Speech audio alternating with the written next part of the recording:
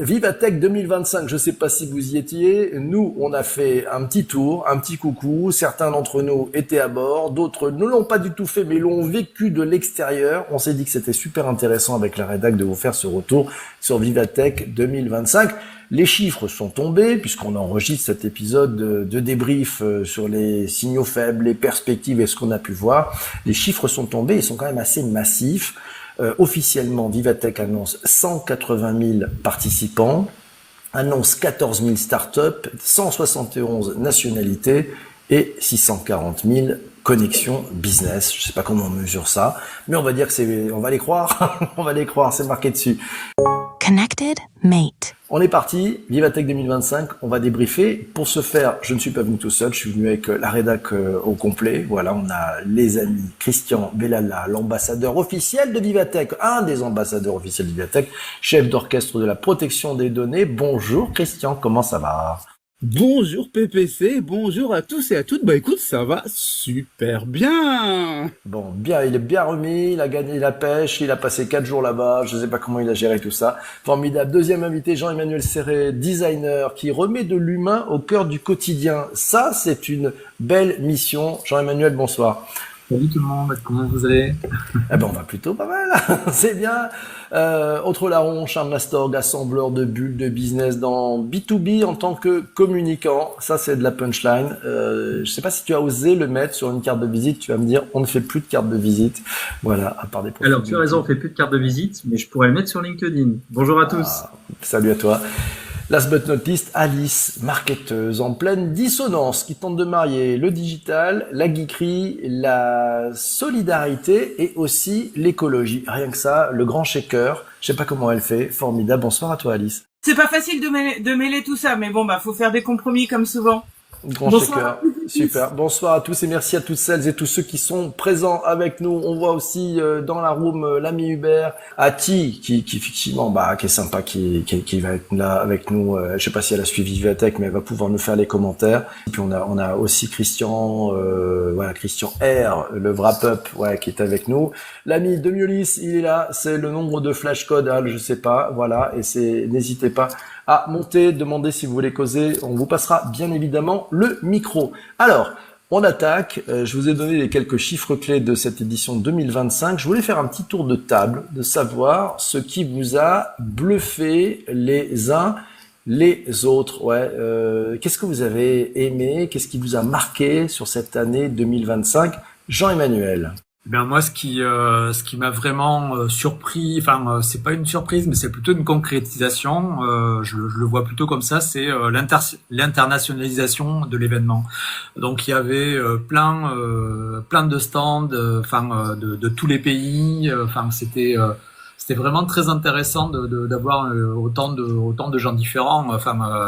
Canada, Arabie Saoudite, Arménie, Brésil, Chine, Corée, Estonie, Lituanie, Maroc, Nigeria, Sénégal, Suisse, Tunisie, Ukraine, Turquie aussi, Ukraine. Donc c'était, pour moi, c'est véritablement ça qui montre que Vivatech, ça, c'est devenu un incontournable de la tech. Alors est-ce qu'il taille des croupières au CES, je sais pas, mais bon. On n'est pas loin, quoi. On verra, il y a Jean-Philippe qui rôde, là, que j'ai vu dans les commentaires et qui met aussi, lui, chaque année, qui fait un tour au CES. Il nous donnera peut-être un peu son point de vue sur ce qu'il en pense. Nous a rejoint aussi l'ami Christian.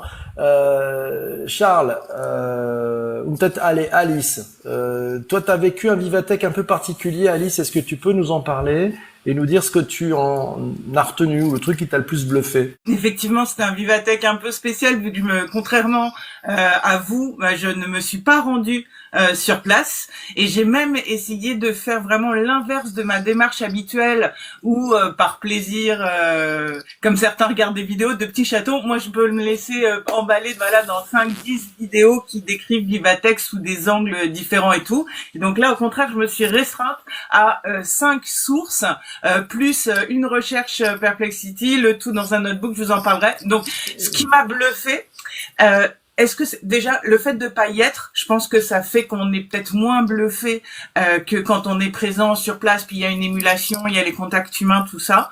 Moi, je dirais qu'au contraire, il n'y a pas grand-chose qui m'a bluffé, mais que c'est une bonne nouvelle, qu'on est un petit peu passé du côté effet waouh à des réalisations, des choses très concrètes, des réalités tangibles, des choses quand même pas mal de choses applicables.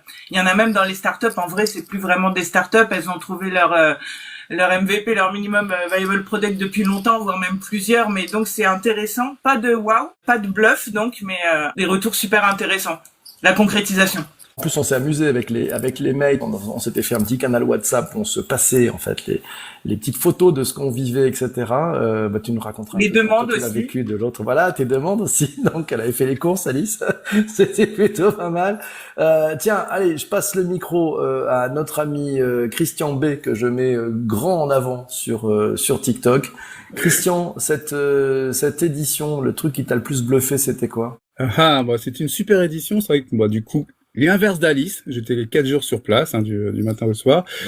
C'est vrai que cette année la promesse, donc c'est ce que vient de dire Alice, donc c'est ce qu'elle a vécu à distance et ça j'en suis ravi en tant qu'ambassadeur parce que du coup la promesse c'était vraiment de faire de l'intelligence artificielle utile et factuelle, vraiment qui sert et pas juste des effets de bluff de Yahoo et arrêter les démos en fait à tout va. Et donc c'est vrai que ça du coup c'est cool. En plus moi je suis content d'entendre Alice qui dit ça à distance. Et moi ce qui m'a bluffé sur place c'est qu'en plus de ça, c'est vrai qu'il y a eu de l'intelligence artificielle, la technologie en tout cas, du coup qui servait vraiment avec des vrais cas, c'est que du coup il y avait de l'humain parce que sur place en fait c'est un avantage, mais c'est vrai que c'était la connectivité du coup, pas que des machines mais aussi des humains entre eux, beaucoup d'échanges, beaucoup de dialogues et ça c'était très très riche. Et un truc qui m'a bluffé dans le sens étonné, j'ai fait un grand sourire parce que pour moi ça c'est l'avenir, c'est qu'on a tous connu donc Vivatech commençait en 2016 et c'est vrai que les robots c'était toujours waouh, c'est cool, bon ça servait à rien mais du coup c'était sympa à voir. C'est que là du coup il y avait des robots qui déambulaient et pas juste pour faire des effets haut, c'est qu'il y en a qui servaient vraiment à distribuer du coup de la documentation et tout. Et là, ce qui était bluffant, c'est que les gens ils se retournaient pas en train de prendre des photos, etc. Sauf le dernier jour parce que c'est nouveau pour le grand public. Mais là, du coup, c'était normal. C'était des visiteurs, on passait à côté et vraiment, c'était comme si on croisait quelqu'un en plein milieu de Gare du Nord. C'était vraiment transparent. En fait, ils sont là comme nous, comme les humains. Et du coup, je trouvais ça assez cool.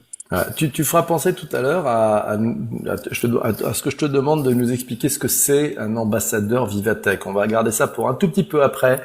Je vais passer en attendant le micro à notre ami Charles. Voilà, tiens Charles, qu'est-ce qui t'a marqué toi cette année 2025 à Vivatech? Alors déjà c'est la 9e édition de Vivatech et pour la 9e édition consécutive, ils ont toujours du mal à gérer les files d'attente à l'entrée. Non, blague à part, ce qui m'a, c'est pas forcément bluffé, mais ça m'a interpellé. C'est le sujet de la souveraineté, premièrement, qui a été très présent. Ce qui est assez paradoxal dans le sens où on sait que les États aujourd'hui n'ont pas vraiment de feuille de route, ce qui permet pas aux industriels de s'orienter, mais du coup, les industriels sont déjà en train de s'emparer du sujet, ce qui met un peu la pression sur les États. Donc, c'était intéressant de voir que là, en fait, les industriels reprennent un peu le pouvoir en disant là, il va falloir accélérer parce que on est dans le tempo pour pouvoir le faire. Et ce qui m'a bluffé, c'est que je reviens sur ce que disait Christian et Alice aussi, on trouve que ça a été moins l'effet gadget cette année, ce qui est très agréable. En même temps, les sources d'argent et de financement deviennent de plus en plus rares. Donc on était vraiment dans l'usage utile. Et ce qui m'a beaucoup plu, c'est qu'on est revenu un peu à l'essence même de la deep tech, c'est-à-dire un événement où on voit des choses qu'on croise pas au quotidien, qu'on voit pas dans des pubs ou ce genre de choses. Donc c'était pas mal. Je pense à l'IA agentique, au quantique. Et pour le coup, s'il y avait pas des bonnes explications plutôt simples pour faire un peu de pédagogie, c'était vraiment ultra tech et ça s'adressait vraiment à des ingénieurs. Donc sur ce côté-là, j'ai trouvé très agréable parce qu'on est revenu sur des trucs où à un moment donné, voilà, on sort de là, on a la tête bien pleine et on met un peu de temps avant de redescendre. Nous a rejoint le mate Christian Riedi, il est avec nous. Christian, cette édition 2025, je sais pas si tu en as fait le débrief dans ton wrap-up, que j'ai même pas eu le temps de lire, quelle honte. Comment t'as vécu cette édition 2025, Christian? Moi j'ai pas fait les 4 jours et j'ai pas fait l'impasse, j'ai passé une demi-journée là-bas et Beaucoup de monde. Toujours l'impression d'un gros barnum quand même. Les corporates, c'est quand même le startup washing qui est très présent. Et en même temps, ça donne une visibilité à des gens qui n'auraient pas les moyens de se payer cette visibilité. Donc c'est toujours, je trouve, assez bénéfique. Et alors moi, j'ai fait beaucoup de conférences en fait, assez curieusement. J'ai pas trop bagnaudé entre les différents stands à essayer de dénicher des pépites, mais j'ai plutôt fait mon conférence picking et je trouvais que c'était hyper riche, hyper intéressant et hyper bien pensé parce que sur quasiment tous les stands, il y avait des conférences intéressantes avec des écouteurs individualisés, ce qui fait qu'on subissait pas le brouhaha continu habituel des mini-conférences et il y avait une bonne qualité d'écoute et de questions-réponses. Voilà. Génial, merci pour ce débrief. Tu vas rester avec nous. On a pas mal de choses à partager. Puis, ça sera intéressant que tu nous racontes dans les conférences que tu es allé voir, celles qui t'ont le plus impacté, ce que tu en as retenu, ce qui est peut-être actionnable sur ces sujets. J'ai envie de ramener à bord le mate Edouard, l'ami Edouard, qui, dans le groupe WhatsApp, nous a surpris parce que le premier, quand il a dégainé, il a sorti Achirez, le GPS pour les chaussures. Est-ce que c'est le seul truc qui t'a marqué, Edouard, pour cette édition, ou t'as vu d'autres choses? Ce qui m'a marqué sur cette édition, la première chose, c'est le bruit, beaucoup de bruit. La seconde chose, c'est la dimension. Ça a clairement pour moi changé de dimension. Hein. C'est la 9e édition, j'en ai fait 8. Entre la dernière, la 8e et celle-ci, la 9e, j'ai vraiment constaté un changement d'échelle, notamment sur la dimension internationale. Je dirais même surtout sur la dimension internationale. Beaucoup de pays représentés, notamment intéressant l'arrivée du Liban, qui est une symbolique intéressante. Beaucoup de pays d'Europe centrale, une énorme démonstration des pays du Golfe, avec une surface occupée gigantesque par l'Arabie Saoudite et les Émirats et le Qatar, dans plusieurs halls, hein, dans les 2 halls, ils étaient présents, ces pays-là. Après, avant de venir sur les découvertes, je voudrais souligner que moi, j'y ai fait les 3 jours. Alors, étant donné que c'est la 8e édition que je fais, je sais qu'y aller la première matinée, ça vaut pas le coup, si ce n'est de rester au soleil en plein cagnard. Donc, je suis plutôt arrivé en cours de route la première journée et j'ai vécu cette édition d'une manière extrêmement particulière, puisque en y arrivant, j'ai fait la rencontre de la délégation japonaise, avec qui j'ai passé les 3 jours et avec qui j'ai donné mes 3 jours. Génial. Donc, j'ai vécu le salon à présenter les Japonais à tout le monde. Et franchement, c'est une façon de visiter, de déambuler dans Vivatech qui est absolument phénoménale parce que les rencontres sont totalement différentes, les choses que l'on voit sont totalement différentes et particulièrement dans un regard asiatique et surtout japonais. Et là, je tiens à souligner quand même, je vais pas occuper le floor pendant longtemps, mais je viens de souligner que la carte de visite n'est pas morte. Il y a tout un rituel avec les Japonais. Voilà, avec les Japonais qui tendent leur carte de visite avec un rituel très respectueux. La carte de visite n'est pas morte. Donc j'ai présenté Fujitsu à Scaleway, j'ai présenté Fujitsu à LVMH. J'ai fait une édition 2025 extrêmement enrichissante, bien fatigante, mais avec un paquet de découvertes et de rencontres. Je trouve que aider les délégations, parce qu'il n'y a aucun contrat derrière tout ça, hein, c'est la sérendipité totale, aider une délégation étrangère et qui plus est japonaise, surtout sur des sujets liés aux problématiques de cloud souverain, problématiques de calcul, problématiques d'efficacité d'appel au GPU qui font partie des propositions que faisait Fujitsu sur le salon. A été super enrichissante, notamment, sachez-le, Fujitsu ont leur propre chipset, Fujitsu savent faire des clouds souverains, Fujitsu sait aussi faire des brokers de calcul pour faire en sorte que l'utilisation de GPU, CPU soit faite à la juste mesure pour éviter de cramer aussi là-dessus de la consommation de calcul et d'énergie. Bref, une édition dans un regard complètement différent de celle que j'ai fait précédemment et très enrichissante. Après, on refera un tour sur les découvertes spécifiques, mais j'ai commencé par les chaussures GPS, donc un GPS sur chaque chaussure, ce qui permet aux aveugles de se guider assez facilement. Maintenant, sur les chaussures, un peu perplexe sur l'intérêt, parce que dans les écouteurs, on peut le faire aussi. Alors, il y en a un qui m'a dit, ouais, mais en vélo, ça marche vachement bien. Voilà, donc un GPS sur chaque chaussure, il te dit aller à droite ou aller à gauche en vélo pour les aveugles. Première Excellent. découverte un peu Non, mais étrange, et j'en ai d'autres, mais on en parlera après. Ah ouais, on va en reparler après. Merci. Écoute, déjà, je trouve ça c'est bluffant. T'as gagné, je crois, le badge du meilleur ambassadeur en France, sachant accueillir les puissances étrangères dans un environnement assez massif, effectivement, puisque bon, c'est quand même très grand. Il y avait 2 halls cette année, plus la partie centrale pour passer entre les 2 halls. C'est vrai que c'était un peu plus grand que l'année précédente, d'ailleurs que j'ai l'impression ils ont déployé la voilure big time. Je partage ton avis de se dire finalement il y a un changement entre la 8 et la 9. Il y a une accélération, c'est beaucoup plus large, ça voilà. Alors il y avait du bruit, c'est vrai. Alors moi c'était marrant parce que en salle de presse, Vivatech nous a offert des boules caisses. Donc on a des boules caisses Vivatech. Voilà, c'est quand même la classe à Dallas, tu vois, donc c'est fort. Il y a du bruit sur 2 registres. Il y a du bruit au sens sonore et il y a du bruit au sens présentation, proposition. Il y a énormément de choses et en plus, comme c'était 13 AI, il y a de l'intelligence artificielle partout, au point même de renommer la RATP en RIATP, Taïwan en Taïwan, etc. Donc de l'IA partout, ce qui fait que techniquement, présenter des solutions de ce type-là, ça se fait sur des kakémonos ou sur des leaflets ou des petits comment dire, des petites présentations par écrit. Donc ça demande quand même un effort de lisibilité qui est un peu plus costaud que l'année précédente. Ou l'année précédente, j'ai trouvé que par rapport à cette année, il y avait plus l'année précédente de matériel. J'ai été plus perturbé cette année de ne pas voir l'explosion que moi je sens venir des robots. De tout type, L'année dernière, je vous rappelle, il y avait des robots on y croit, on y croit, robot, c'est le sujet. Ouais, mais tu vois, l'année dernière, il y avait des robots de logistique, il y avait des bras automatisés, il y avait des robots notamment de la Suisse pour tout ce qui était sécurité et intervention sur sites de catastrophes naturelles. Là, cette année, fallait les trouver, Alors, il y a Unitree qui était là, toujours dans le bon emplacement de la AI Avenue de Salesforce, qui reste un emblème assez intéressant, un totem même. Donc Unitree était là, les Chinois étaient là, le robot de Tesla était là, mais pas grand-chose d'autre, surprenant. Tesla, le stand était intéressant, il était au hall 2, donc il était quand on passait le bridge, on arrivait sur le stand de Tesla, qui était, il y avait du monde, il y avait du monde, ils ont su attirer quand même pas mal de monde. Allez, on va retourner un tout petit peu, on va essayer de faire cet exercice de synthèse, c'est pas évident. Ce qui vous a le plus marqué, je vais passer le micro à Alice. Qu'est-ce qui t'a le plus marqué, toi, en étant avec ce regard extérieur, mais ô combien passionnant? Alors, tu nous as demandé de là précédemment ce qui nous avait le plus bluffé.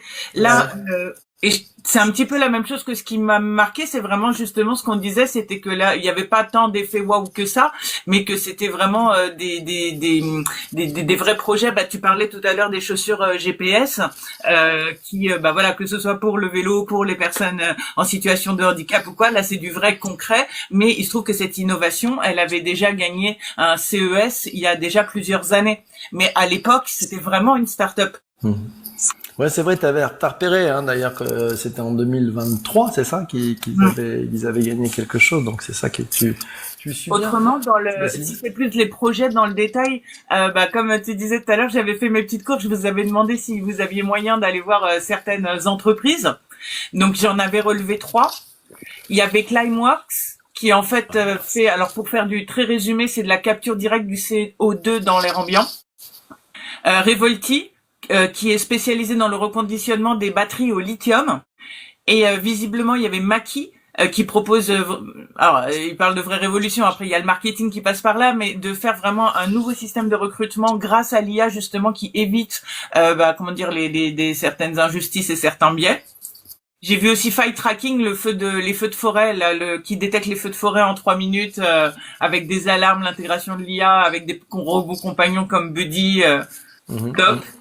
Et aussi le Gravipack de l'exosquelette là qui allège la charge de 92% et qui est actuellement utilisé pas aussi bien par l'armée, la RATP, la SNCF et tout ça.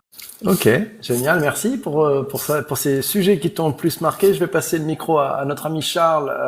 Charles, qu'est-ce qui t'a le plus marqué? Alors moi j'ai 3 sujets qui m'ont marqué. Un c'est ça paraît anecdotique mais ça ne l'est pas, c'est l'utilisation du Visio Pro par la SNCF. parce que mine de rien, on a vu ça comme un flop alors un flop entre guillemets dans le sens, Apple a appris qu'ils sont arrivés peut-être un peu trop tôt sur le marché. Et là, pour le coup, c'était vraiment bien parce que le problème, comme le disait Edouard sur Vivatech, c'est qu'on peut pas repousser les murs. Et là, en fait, dans un casque, on vivait l'expérience du TGV de demain. Ce qui était génial, c'est que du coup, il y a rien au niveau intra-auriculaire, donc l'oreille interne n'est pas touchée. On entend très bien ce qu'il y a dans le casque et limite, ça nous fait un peu de bien parce qu'on entend moins la foule aux alentours. Et il n'y a pas besoin de bouger les bras. On peut garder les mains en bas et faire les petits mouvements pour valider à chaque fois qu'on veut passer. Donc ça, c'était un truc assez intéressant en termes d'expérience d'utilisateur et des possibilités. Alors, ils disaient qu'ils allaient peut-être l'utiliser pour faire des réunions plus tard. Je leur ai dit que moi, personnellement, j'y crois pas trop. Mais en revanche, pour que les directeurs commencent à se projeter dans des usages ou des expériences, c'est pas mal plutôt que de déplacer tout le monde. À l'avenir. Une autre démo, alors là je vais pas trop m'attarder dessus, mais c'est le Orange qui propose une solution de quantique pour protéger les données. Intéressant parce que là pour le coup c'est vraiment du neuf et c'est pas souvent qu'en Europe on a des choses. En ce moment le quantique on entend beaucoup parler avec Microsoft, avec Google. Là ça faisait du bien d'avoir un acteur européen qui se positionne. Puis en creusant, on voit qu'il y a aussi Thales, il y a d'autres entreprises, il y a Accenture qui sont dessus. Mais là, Orange proposait quelque chose, donc c'était pas mal. Surtout sur le principe, nos données qui sont volées aujourd'hui, même si elles sont très bien chiffrées, demain, avec un ordinateur quantique, ils pourront casser le chiffrement très simplement. Et le dernier qui m'a fait un peu waouh, c'est alors, ça a peut-être allé un peu à l'encontre de ce qu'il disait Edouard, c'est le fait qu'on voit la différence de la vision robot en Europe versus la vision robot en Chine. En Chine, ils ont fait un marathon de robots. Ils sont vraiment dans le côté humanoïde. Là où je trouvais que sur Vivatech, ce qui m'a marqué, c'est qu'il y a plein de robots, mais très peu qui prenaient finalement forme humaine. La plupart étaient des robots, des boîtes carrées avec des fonctionnalités, soit d'accompagnement, par exemple, pour les personnes âgées, ou ce genre de choses. Et c'est très intéressant. Ça me fait penser à un épisode qu'on a fait PPC, où on parlait effectivement, est-ce que les robots sont la menace de demain et la vision que l'Occident avait versus l'Asie. Et donc c'est intéressant de voir que les robots qui sont proposés chez nous sont vraiment deviennent friendly, mais ne sont pas du tout à l'image de l'homme. Et petit clin d'œil, puisque Edouard en parlait, Unitree s'est baladé pour montrer à quel point il arrive à marcher comme il veut, et est allé narguer Tesla. Oui, c'est vrai, hein, c'est rigolo ça. Hein. Il y a de temps en temps des petits clins d'œil d'ailleurs de stand à stand, j'ai trouvé. Moi, c'est un truc qui m'a vachement marqué aussi. Alors, je suis allé qu'une seule journée, je suis allé le premier jour et je suis rentré, il était 7h30. J'aime beaucoup. Alors moi j'ai pas la queue à cette heure-là. Hein, voilà, j'ai pris quelques entrées faciles. 7h30 et là c'est génial parce qu'on est avant le Vivatech et on voit comment ça s'installe et comment ça prend vie et comment en fait les entreprises, on sent qu'il y a énormément de travail derrière chaque stand. Font le briefing de la journée, le programme. Moi, je suis allé me balader. Le premier truc que j'ai vu, il devait être, je sais pas, 8h, 8h15, 8h30. C'était chez LVMH. Et là, il y a une armée de gens parce qu'ils ont un énorme stand avec un briefing extrêmement précis, cadrage, ce qui va se passer, comment on accueille les gens. Enfin, vraiment aligné. Ça m'a marqué parce qu'en fait, je trouve qu'un événement de cette taille-là, c'est énormément de boulot. Il y a la partie qu'on voit, et puis il y a toute la partie derrière. Et je pense que, personnellement, je pense que cet événement est un succès. Et c'est une grande chance qu'on ait un événement de cette classe internationale à Paris, porte de Versailles. Et derrière, c'est tout le boulot. Mais moi, c'est ça que j'apprécie en fait, c'est-à-dire qu'il y a une énorme magie. Tu peux lever le doigt, vas-y. Juste pour dire à quel point cet événement est exceptionnel, Nvidia qui a fait son événement GTC, qui d'habitude ne le fait que à Santa Clara aux États-Unis, a fait 2 dates uniquement dehors du sol américain, la situation géopolitique forçant un peu, un en Asie et une seule date en Europe, c'est à Vivatech. Donc c'est vraiment pas anodin et quand on parlait d'ampleur, aujourd'hui Vivatech fait plus que le CES de Las Vegas et plus que le GTEX au Moyen-Orient. Ouais. En termes de volume. Alors certes, on peut discuter parce que la 4e journée peut-être dièse un peu les chiffres en termes de B2B, mais mine de rien. Mine de rien. Et tu vois, moi, je te parlais de l'organisation, 7h15, le 11, donc le premier jour, hein, le mercredi 11. Il y a des mecs qui mettaient de l'affichage à la colle pour Nvidia pour la conf qui allait avoir lieu Donc c'était genre, allez, on remet à l'extérieur, on fait la grande pub pour Nvidia, qui a mis le paquet quand même, hein, qui avait même un stand où ils vendaient des goodies à la sortie de Vivatech, des goodies de Nvidia. Donc ils veulent être une love brand, tu crois? Non mais alors il y a Love Brand et Love Personnalité puisqu'ils vouent quasiment un culte à Jensen qui est leur meilleur ambassadeur. Et aussi, il faut savoir qu'ils avaient un stand au sein du pavillon 1 qui, pour ceux qui connaissent Porte de Versailles, c'est là où il y a le principal hall de Vivatech. Il y avait devant le stand de t-shirt que tu disais, PPC, plus un plateau télé avec une sorte de live retransmission. Alors, je sais pas si c'était que eux, mais en tout cas, il y avait beaucoup de verre. Et un pavillon supplémentaire où là, c'était leur événement GTC qui était déporté. C'était un peu austère à l'intérieur, mais il faut savoir que je crois qu'ils se sont positionnés sur Vivatech il y a un mois et demi, un truc comme ça. Donc bravo aux équipes d'NVIDIA parce que c'est pas évident d'organiser ça dans des délais aussi courts. Ouais. Mais ils ont une présence extraordinaire. Mais on va revenir tout à l'heure, je pense qu'on On va revenir parce qu'il y a eu des annonces, des signatures, des commandes, donc du business là-dessus. Je vais passer le micro à notre ami Christian Bellala, l'ambassadeur, l'un des ambassadeurs de Vivatech. Qu'est-ce qui t'a marqué? T'as repéré des startups, des technologies, Christian? Oui, plein, énormément. Du coup, j'ai complété pour commencer ce que tu viens de dire, c'est que tous les matins c'était la course en fait, mais y compris le soir aussi hein, pour ceux qui restaient. Et il faut savoir qu'il y a beaucoup d'entreprises, donc du coup ils portent les startups, donc ça on le sait. Mais du coup, la plupart des startups en fait, des grands groupes, changent en fait le lendemain. Donc du coup, on recommence et c'est d'autres projets, d'où l'intérêt d'y aller plusieurs jours, parce que du coup, on découvre d'autres startups complètement différentes. Des stands qui avaient, je sais pas, d'ici 15 places sur leur espace, du coup il y avait 80 startups qui défilaient sur les 3 jours en pro. Du coup pour revenir sur ce qui m'a marqué, je pense que c'est une chose que vous avez peut-être vu, j'en suis certain en image, c'est un robot qui tenait d'une main une baguette de pain. Et pour ceux qui ont vu les premières images, de la deuxième main, il tenait un sabre laser. Donc là, c'était assez rigolo. Après, il tenait donc un verre de café, mais en carton. Donc c'était rigolo. Donc il bougeait. Il y avait quelqu'un à côté. Il y avait du coup un exposant qui était là, qui du coup faisait bouger le robot. Alors c'est vrai que du coup, ça paraît rigolo, c'est sympa, ça sert à rien, c'est de l'effet waouh. Et du tout, pas du tout. C'est pas du tout ça. Donc la démonstration, c'était de montrer que la main ne cassait pas, ne brisait pas la baguette de pain qui est fragile et quand même pouvait tenir le poids d'un sabre laser avec les piles à l'intérieur. Donc du coup, c'est quand même plus lourd qu'une baguette et puis c'est du plastique qui glisse. Donc du coup, faut le tenir. Donc faut serrer plus fort. Et donc les mains étaient capables de faire les deux. Et après, pareil avec le gobelet de café en carton. Le but, c'est de pas l'écraser avec le contenant qui est dedans.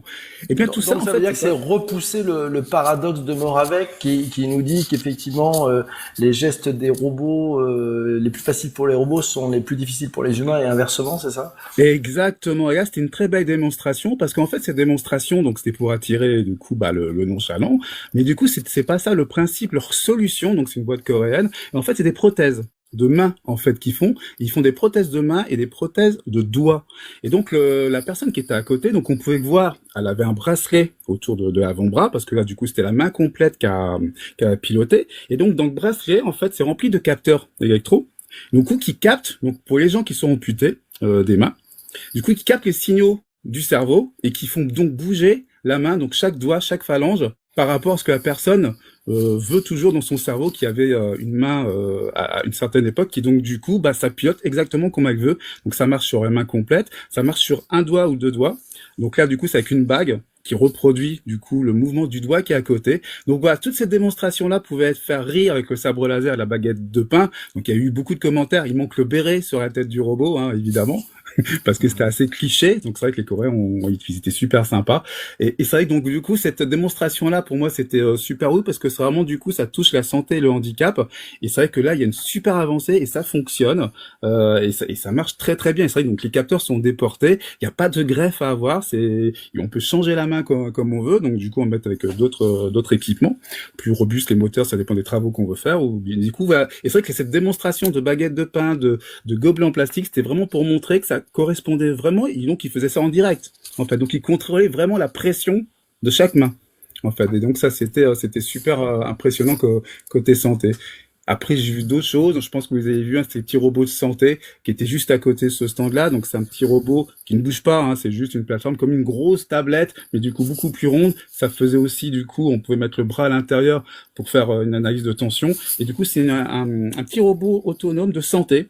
Donc qui peut se mettre dans des régions, donc des mairies, la poste, pourquoi pas, hein, etc., des pharmacies, ou même chez des gens dans des EHPAD aussi, dans les cliniques, qui sont un petit peu dépourvus de professionnels de la santé. Et là, du coup, ça fait un petit diagnostic, donc visuel, du coup de santé aussi, de la tension. Donc on met des capteurs, ça peut aussi faire le CG, etc. Et du coup, on peut à tout moment être en contact avec quelqu'un. Et puis les troisièmes, les deux qui me restent, c'est du coup tout ce qui était santé toujours, dermato. Donc une, c'était par rapport à une photo, ça peut du coup diagnostiquer ce qu'on a un petit souci ou pas dermato. Et le dermato que j'ai fait, donc j'ai fait les deux, mais le second a été quand même une crise sur place parce que ça a fait un malaise entre moi et l'exposant. Donc du coup c'est raconte, et oui, c'est quoi, alors le là, malaise, du au coup fait c'était assez alors même moi c'était un peu limite. Alors je vais tout vous dire. Bon, je vais prendre allez, 1 minute pas plus. Du coup je suis arrivé, donc le produit c'est pour sensibiliser sur du coup un fait qui est réel. Il y a une pénurie de dermatologues en France. Donc c'est la désertification un peu partout. Donc ça je l'ai bien vu aussi en local où je suis. Et donc cette solution c'est de faire du coup avec de l'intelligence artificielle donc un pré-diagnostic. Donc j'insiste là-dessus parce que donc c'est une IA qui va faire le pré-diagnostic et après donc il y aura une validation avec un vrai dermato à distance donc, du coup plus tard dans la journée dans l'heure qui suit. Donc là c'est une solution qui est proposée qu'aux pharmaciens. Donc ça se passe avec un iPhone qui est modifié qui fasse que testeur et pas téléphone ni jeu ni TikTok entre autres et du coup on lui greffe du coup on clipse c'est aimanté le vrai appareil, je vais oublier le nom parce que je suis pas du métier, la loupe électronique avec plusieurs voyants qui permet au dermato de regarder en fait les grains de beauté etc. Et puis toutes les inquiétudes qu'on peut avoir sur la peau. Donc du coup, il proposait de faire le test. Donc du coup, j'ai fait le test. Donc elle va vite. Donc comme le disait tout à l'heure, il y a du bruit, etc. Donc du coup, c'était flou l'image. Donc l'IA m'a diagnostiqué un stade avancé, donc je dirais pas le nom, parce que du coup ça a fait un malaise quand il a regardé ce que disait l'IA, donc moi en plus qui insiste, c'est quoi les trucs écrits en rouge, ça veut dire quoi? Parce que je ne connais pas les noms médicaux, donc ça veut dire que c'est un stade avancé, je fais il faut que j'appelle les pompiers, je vais pas ressortir sur les deux pieds de ce salon, et en fait donc il a refait, donc là parce que c'était flou, et donc du coup j'ai que 1% de chance, etc. Mais voilà, donc hormis cette petite aventure, parce que ça a été long quand même le malaise, parce que ça se voit, toi, dans les regards, il était gêné en fait, il dit oh punaise. Et en reparlant avec lui le dernier jour, il avait diagnostiqué 3 cas réels pendant le salon. Donc c'est vrai que ça a des utilités. Donc ça c'est distribué en pharmacie. Il y a déjà 500 pharmacies qui sont équipées. Okay. C'est vrai que pour la santé, je trouve c'est une belle avancée. Donc toujours l'IA, on dit toujours chaque émission qu'on fait depuis longtemps, c'est que du coup il faut toujours un contrôle humain. Et là c'est le cas. Il y a toujours un professionnel dermato qui va contrôler le diagnostic de l'intelligence artificielle. Excellent, merci beaucoup Christian. Jean-Emmanuel, tiens, qu'est-ce qui t'a marqué? Un truc que t'as repéré, tu dis tiens ça c'était hyper marquant. Écoute, moi il y a une start-up sénégalaise qui m'a fait un petit peu redevenir enfant, on va dire, parce qu'en fait elle propose une sorte de de faire l'appel en classe, mais avec ton empreinte en fait. Chaque enfant arrivait, met son empreinte et comme ça permet de signaler aux parents que l'enfant est bien en classe, parce qu'il m'a raconté que, à l'origine de la start-up, il y avait eu des problèmes et des manifestations au Sénégal, et que du coup, les parents avaient un petit peu peur. C'était à côté d'une école et tout ça, et j'ai trouvé ça vraiment très sympa, parce que il y a véritablement un facteur humain qui est important, et le fait de prévenir les autres, et j'ai trouvé ça vraiment très bien. Et puis après, en fait, on pourrait véritablement faire le grand écart avec ce salon, parce que d'un autre côté, moi le truc qui m'a le plus bluffé, c'est une start-up qui vend une centrale électrique à base de biomasse pour les entreprises, pour les industries en fait. Et c'est super intéressant parce qu'en fait le procédé, donc c'est ça brûle de la biomasse, ça crée du charbon qui va capturer le CO2. Donc voilà, et c'est vraiment, chaque fois que on fait Vivatech, moi ce qui vraiment me bluffe, c'est qu'il y a véritablement des choses extraordinaires. extraordinaire de complexité, de simplicité, d'humanité, et voilà. Et puis pour revenir sur Charles, sur les lunettes là chez SNCF, ce qui était intéressant, c'est que à un moment donné, moi j'avais mes lunettes en main. Et je regardais le truc et en fait j'ai failli poser mes lunettes sur une tablette qui n'existe pas. Comme quoi, tu vois, tu peux te conditionner pour faire des choses qui ne soient pas. J'ai trouvé ça super intriguant, mais aussi intéressant parce que si on en arrive à ça, je pense quand même que la VR, les beaux jours ne sont pas encore arrivés et il y a des choses à faire, je le pense. Alors bon, puisqu'on parle de SNCF, je pense qu'on peut faire un disclaimer parce que bon, à la manœuvre, il y avait deux de nos mates, Damien et Alexandre, qui ont mis ça en place sur le stand du TGV pour faire découvrir effectivement, grâce à l'utilisation des casques Apple Vision Pro, les nouveaux TGV qui arrivent, d'amener finalement comme tu le disais Charles, pousser les murs. Moi, ce que j'ai trouvé passionnant aussi, c'est qu'ils l'ont fait, et c'est dans la façon dont ils l'ont fait. Ils l'ont pas fait avec une agence, ils l'ont fait avec des individus. C'est-à-dire qu'en fait, ils ont fait bosser, je crois, 5 ou 6 freelance professionnels qui sont à la pointe de ces sujets d'AR/VR sur Apple Vision Pro. Et se dire, plutôt qu'on les mette en compétition, on les fait tous bosser ensemble. Et donc, en fait, il y avait quand même une double expérience, et j'ai trouvé que c'était intéressant dans ce qu'ils ont raconté sur les coulisses, de la façon dont ils ont construit et co-construit. Et je me dis que c'était assez smart d'un point de vue innovation. En parlant de lunettes, moi, un des stands qui m'a marqué, alors ça pourrait paraître un peu fou parce que vous dites, ouais, elles existent déjà, on les trouve dans les magasins, c'est les Ray-Ban Meta. J'ai eu la chance sur le stand d'Essilor. Alors, on m'a appris que c'était Essilor Luxottica. C'est parce qu'il y avait de discuter avec les responsables marketing, en fait, à la fois de Ray-Ban Meta, donc ce partenariat plutôt vertical sur le sujet, et de comprendre comment les deux entreprises travaillent. Et là, c'est intéressant parce qu'il y en a une qui est spécialiste, Essilor, à la fois des verres, mais aussi des montures, et puis l'autre qui est spécialiste de l'IA. Et dedans, il y a beaucoup de techno. Ils m'ont montré, fait toucher du doigt, j'avais mis des photos dans notre groupe privé de la technicité et de la technologie qui est derrière. Et là, c'est intéressant de dire finalement, c'est un partenariat entre deux entreprises qui sont dans des univers différents, mais il faut que ça colle, hardware, software, intéressant. Et puis une approche aussi très intéressante sur un autre compartiment, un autre stream de leur business model, avec une boîte qui s'appelle Nuance, qui, elle, développe aussi des lunettes, mais où l'invisibilité de la technologie est le fer de lance.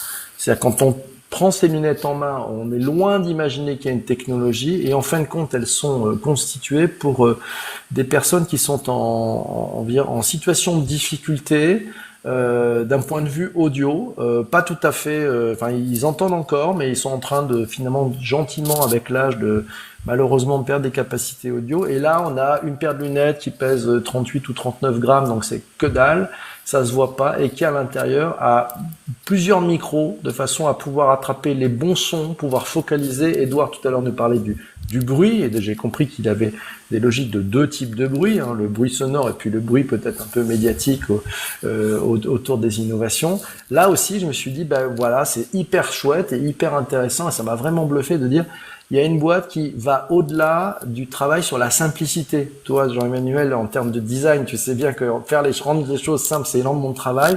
Là, ils cherchent le step d'après, c'est l'invisibilité de la technologie, pour faire en sorte que les personnes qui ont ça vivent normalement, et c'est assez dingue. C'est-à-dire qu'en fait, n'est pas cette difficulté de montrer qu'ils ont une déficience auditive. Donc j'ai trouvé ça très intéressant. C'est vraiment de la medtech à l'épreuve des balles et de façon industrielle. Voilà, j'ai beaucoup parlé. Peut-être qu'on pourrait passer le micro. On va inviter notre ami Edouard, s'il a une bonne connexion et s'il est dispo, peut-être qu'il nous raconte aussi ce qu'il a. Il nous a raconté son expérience, mais le plus marqué, Edouard, sur cette édition 2025, au-delà de la prouesse technologique du meilleur ambassadeur de France, je pense que c'est la médaille que tu as gagnée. Écoute, je suis un curieux boulimique, voire pathologique, donc l'exercice est compliqué de sélectionner. Donc je vais prendre un angle qui est pas que de l'IA à fond, ou pas que de la robotique à fond. Le premier, alors c'est pas une start-up. Le premier, c'est que je trouve que notre gouvernement, l'État, a fait une démonstration de présence et de contenu, et surtout de contenu, parce que déjà l'année dernière, le stand de l'État, du gouvernement était assez important. Là, cette année, je trouve que le line-up éditorial mérite que vous alliez jeter un œil sur tout ce qu'ils ont raconté. Il y a eu plus d'une centaine d'interventions, du contenu plutôt assez nourri. Qualitatif, je suis pas placé pour juger parce que je n'ai pas participé à ça, mais j'ai été quand même marqué par l'agenda éditorial du gouvernement. Deuxième sélection, c'est une start-up suisse qui utilise la chaleur des parkings pour récupérer l'énergie et la transformer en énergie avec des espèces de radiateurs ultra plats qu'on met sur les murs de son parking souterrain. Donc j'ai trouvé cette approche suffisamment basique, low-tech et élémentaire pour qu'elle soit évidente à mettre à la lumière. Rappelez quand même que on n'a pas que des sujets d'IA ou de robotique, hein, le sujet d'énergie est intéressant. Juste à côté, toujours sur la Suisse, l'Internet de l'eau, une boîte qui était déjà là l'année dernière, qui est à nouveau là cette année. Ils se qualifient être l'Internet de l'eau. Ils ont créé des capteurs qui permettent d'optimiser dès la construction des bâtiments, donc dès l'origine d'un projet de construction, tous les chemins d'efficience de l'eau et de mettre les capteurs pour analyser les défauts de débit, la bonne utilisation de l'eau ou la perte de l'eau. Donc ça me semble aussi quelque chose d'intéressant, en corollaire avec l'énergie d'ailleurs. Et comme quoi la sélection suisse est intéressante, parce que j'en ai une troisième qui est pas sur l'énergie mais sur l'eau, qui est toujours en Suisse, qui est une start-up qui s'appelle Algorized, qui fait des algorithmes à partir des capteurs technologiques de télécommunications existants dans les bâtiments. Donc le Wi-Fi, les capteurs de déplacement, capteurs de mouvement, etc. Et ils ont créé un layer, un CAN, une couche algorithmique qui permet là-dessus d'interagir ou de faire interagir, de lire ce qui se passe dans l'immeuble avec ses habitants, ses occupants. Exemple, une borne Wi-Fi et le capteur de lumière peut identifier qu'il y a 4 personnes dans une salle de réunion. Donc les cas pratiques, au-delà du fait que le défi technologique est quand même assez intéressant étant donné l'hétérogénéité technologique qu'il y a sur cette dimension de capteurs dans les bâtiments, télécommunications, capteurs de présence, capteurs de lumière, capteurs etc. Donc leur portefeuille d'algorithmes est assez important. Le premier cas pratique, c'est en cas de sinistre, combien il y a de personnes dans l'immeuble, où est-ce qu'elles sont. Autre cas d'application assez troublant. Donc, je me suis mis devant le capteur à peine 50 centimètres, un capteur qui est une boîte noire, qui a pas d'orifice, rien du tout, on voit même pas, c'est une boîte noire. Et cette boîte noire a affiché au bout d'une dizaine de secondes à peine quel était mon niveau de stress. Alors, plutôt important parce qu'il y avait du bruit, moi j'aime pas ça. Et le deuxième, c'est à combien de BPM j'étais.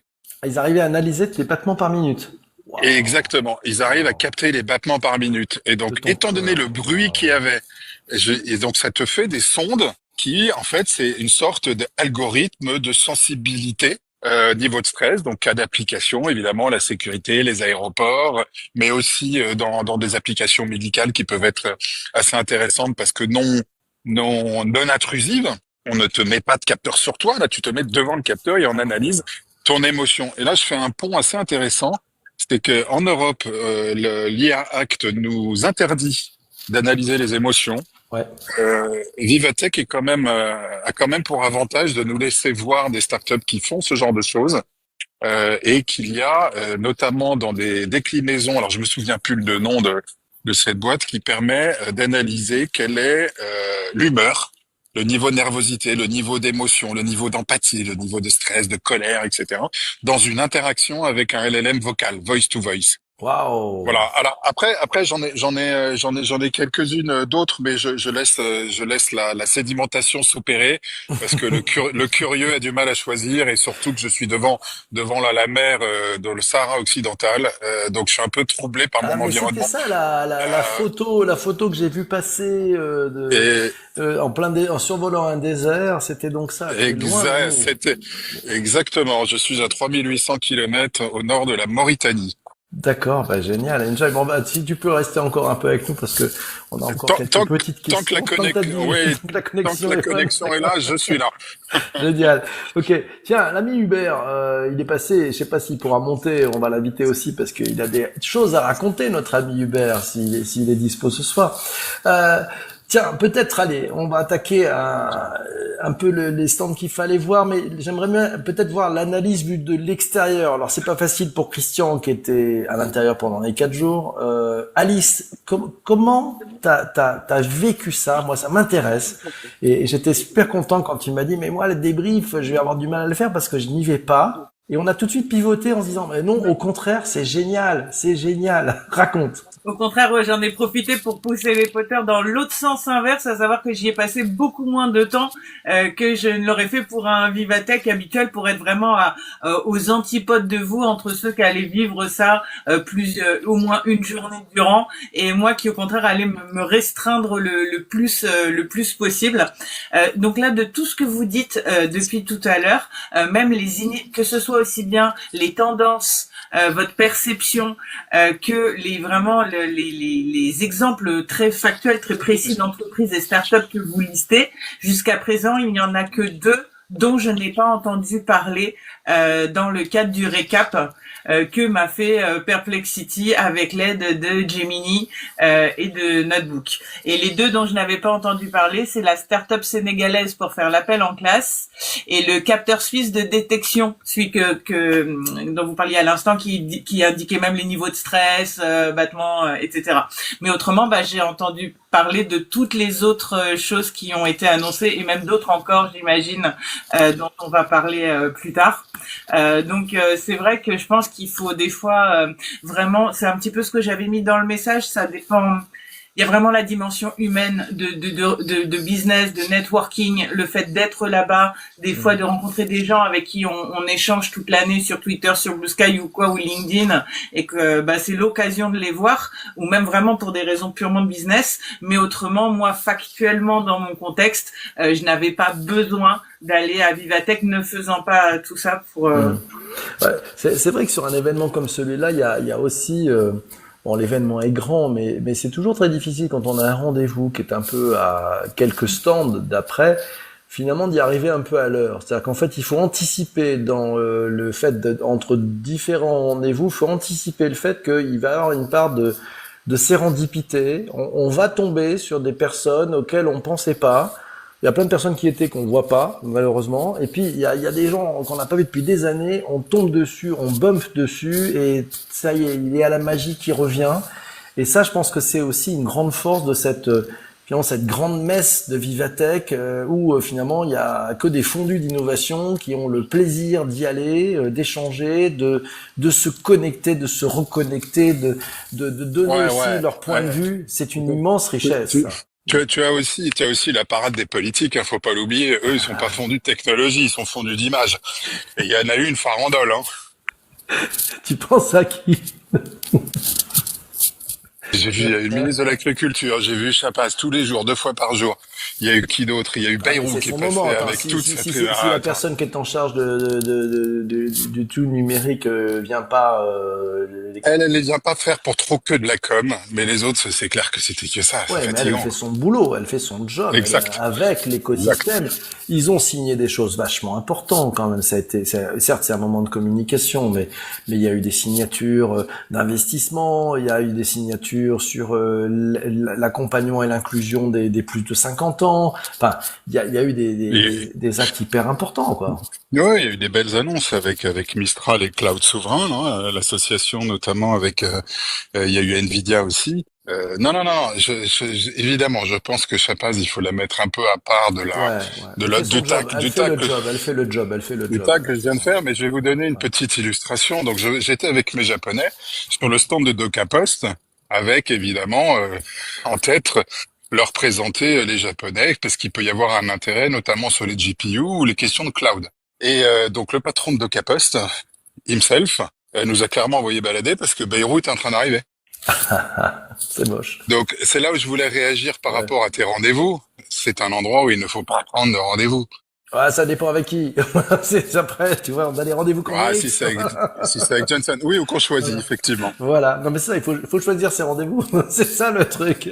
Moi, tu vois, je m'étais amusé parce que j'avais fait un post quelques jours auparavant en disant j'y serai tel jour. J'ai rien à vendre, j'ai rien à acheter. Si vous voulez qu'on se voit, on se fait un message. Et alors là, c'est marrant parce que quelqu'un a spoté le truc en disant que c'était plutôt, c'était très gentil de sa part, plutôt smart. Et en fait, c'est sympa. J'ai eu pas mal de gens qui m'ont écrit en message privé. Et en fait, j'ai pas eu les vendeurs de cintres en fait. J'ai eu des gens qui avaient une bonne raison et il s'est dit, je sais pas, juste à ça, j'ai évité tous ceux qui voulaient essayer de me fourguer des choses. J'ai eu que des gens qui avaient envie de partager et de donner, pas de prendre. Et j'ai trouvé ça super intéressant.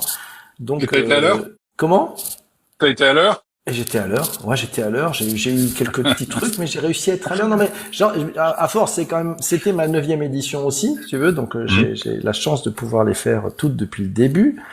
Hâte d'ailleurs de passer à la 10e parce que je pense que ça va quand même être un gros marqueur. Donc maintenant, je sais anticiper. Tu vois, je sais anticiper que pour finalement sortir 3 ou 4 grandes travées, il faut compter un certain temps.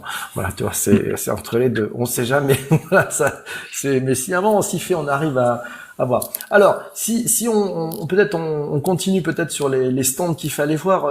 Jean-Emmanuel, toi, tu m'as dit que tu avais repéré parce que bon, on parlait des 2 halls, hall 1, hall 2, mais il y a entre les deux la mezzanine. Qu'est-ce que tu as repéré, toi? En fait, la mezzanine, c'était un petit peu tout ce qui avait une connotation, je dirais, écologique ou humaine. Il y avait d'ailleurs, pour refaire un tour sur les lunettes, il y avait une start-up barcelonaise qui présentait des lunettes, un dispositif pour aveugles. C'était assez intéressant, je les ai testées. C'est assez confondant. Alors après, moi j'y vois très bien, donc je me suis je voyais mon interlocuteur plusieurs fois, mais en fait le système permet de bien voir comment ça se passe, de pointer, de voir des cercles pour pouvoir interagir. Il y a des repères, il y a des repères couleurs et tout ça. Et par contre là, en fait, on est dans la démesure parce que tu te balades avec un truc à côté, t'as une petite pochette avec l'ordinateur à l'intérieur, ça dure 2 heures. Voilà, mais c'est vrai que c'est aussi étonnant de voir que il y a des choses qui poussent et voilà. Alors donc sur le restant, il y avait beaucoup de choses. Il y avait des gens qui faisaient de la formation pour apprendre à coder. Il y avait la startup dont je parlais qui propose des centrales électriques. Il y avait des gens, il y avait comment ça s'appelle, un truc qui fait la fresque du climat, je crois, ou Symptômes, je sais plus. Et donc c'était assez intéressant parce que finalement autant d'un côté il y avait des choses qui étaient très axées technologie, SaaS, IA, et de l'autre côté il y avait quand même un rapport très humain. Et moi j'ai vraiment apprécié ça. Comme j'ai apprécié aussi le projet entre les pompiers et Trade Republic, je crois, c'est ça. Hein. Donc j'ai un peu discuté avec les pompiers. Je leur ai posé la question. Je leur ai dit, mais est-ce que c'est le véhicule que vous attendiez? Et en fait, donc ils m'ont expliqué ce qu'ils avaient. En fait, ils ont juste un truc, un paperboard à l'arrière du véhicule avec des classeurs, et là ils ont un truc avec des ordinateurs, voilà. Et j'ai trouvé ça intéressant parce que c'est la 2e année qu'ils font ça. Ils avaient fait ça avec d'autres entreprises, notamment Withings, pour faire je dirais un véhicule pour qui permet de contrôler, de contrôler donc à la place d'un docteur le pouls et tout ça. Et j'avais trouvé ça, j'avais trouvé que c'était une bonne dynamique pour l'industrie et pour ce qu'on pouvait faire.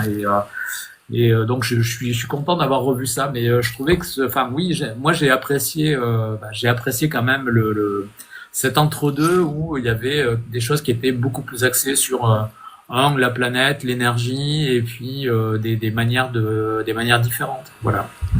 Super, génial. Charles, de ton côté? Alors, moi sur les stands un peu waouh, y en a un qui m'a surpris, c'est McLaren et Sanofi. D'ailleurs, quand j'ai croisé Jean-Emma, je lui ai dit, mais comment Sanofi, McLaren, c'est de la F1. Et à force d'attendre, j'y suis allé quand même juste avant de partir. Et c'est pas du tout bête. C'est le fait que, alors dans un sens, Sanofi s'est inspiré des techniques de McLaren pour gagner en efficacité et en rapidité. Faut savoir qu'en F1, les arrêts au stand sont obligatoires et en fait, c'est à la voiture qui s'arrêtera le moins longtemps possible pour pouvoir éventuellement faire un dépassement ou à minima garder sa place. Dans les années 90, cet arrêt, il faisait à peu près dans les 10 secondes. Aujourd'hui, c'est dans les alentours de 3 secondes. Vous voyez, en 20 ans, incroyable. qu'on gagne.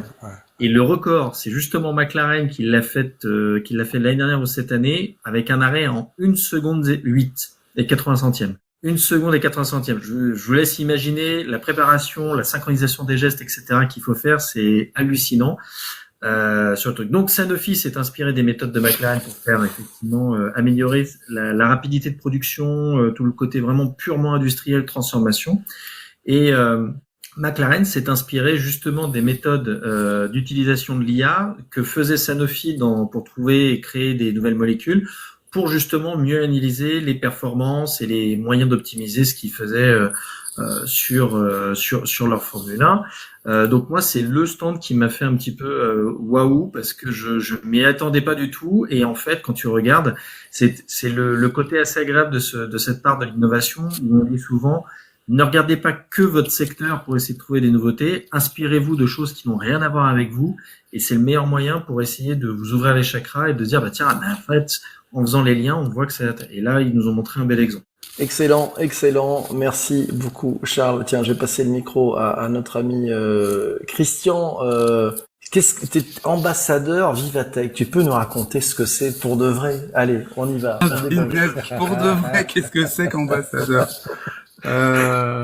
Écoute, c'est pour Vivatech qu'on est ambassadeur, donc on était deux centaines, un truc comme ça. Enfin bref, du coup on est là 200 ambassadeurs, 200 ambassadeurs. Pour la visibilité en fait, je crois une centaine, 200, je sais plus. Après on se connaissait pas tous, on s'est retrouvés évidemment. Donc on était chargé en fait de rendre visible l'événement. Tout simplement. Donc ça c'est vraiment un grand résumé. Donc on a commencé il y a 3 mois au fur et à mesure.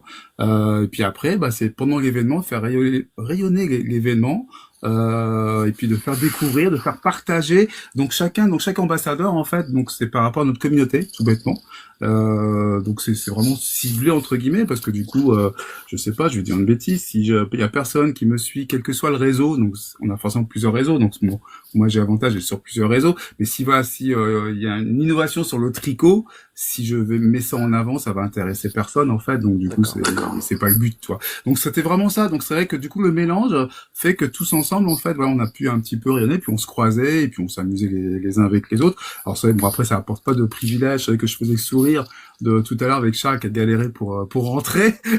Donc il y avait soit l'option de faire comme toi, de venir tôt, voilà, donc une fois on le faisait, et des fois non, j'étais pas motivé d'arriver aussi tôt le matin parce que comme on se retrouvait, donc le soir ça on finissait pas non plus tôt. Et donc du coup par contre l'avantage c'est que comme on était beaucoup d'ambassadeurs, donc il y a les petits messages là il y a pas la queue porte L voilà, donc du coup je suis bloqué, il y a 10 personnes, pour nous c'est trop 10 personnes, surtout pour moi. Donc voilà, donc c'est ça ambassadeur. Donc du coup oui c'est intéressant. Alors du coup après pour ceux qui avaient les entrées médias, on a aussi des informations du coup intéressantes sur ce qui va se passer.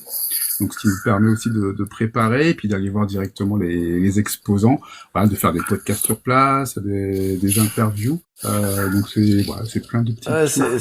C'est vrai. D'ailleurs, moi, j'en ai profité pour hacker un podcast. Donc, c'était plutôt très très drôle. Et donc, c'était le premier jour Vivatech fermait ses portes et puis je croise en bumpant un studio où je retrouve de loin le maître John Edwin et puis un vieux copain, un vieux briscard, Patrice Lobignac, qui lançait un podcast et puis je tape à la porte, je rentre et puis finalement je prends sa place, je le vire et j'anime son émission avec des gens que j'avais même pas préparés.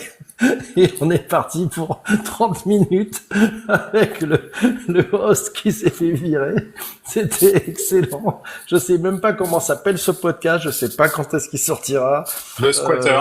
Ouais, c'était très très drôle. Ça s'appelle, ouais, je sais pas, un hijacking de podcast, je sais pas. Et puis, comme j'étais machin, il y avait une vitre, il y avait du monde, il y a des gens qui passent. Je vois Jérôme Colombin, on fait un coucou. Je vois Bruno Guglielminetti, je lui dis de rentrer.